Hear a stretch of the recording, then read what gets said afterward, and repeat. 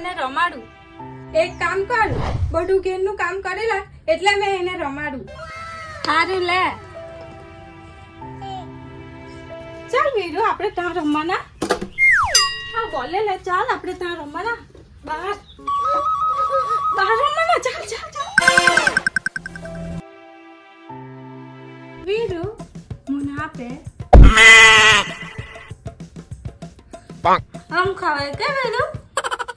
તો મમ્મી બસ અબરી ને જીરી કદ લઈ આપે ને તોને. હાસ બધું કામ થઈ ગયું. રમકડા એ ભૂલી ગઈ. ચાલ આપી આવું.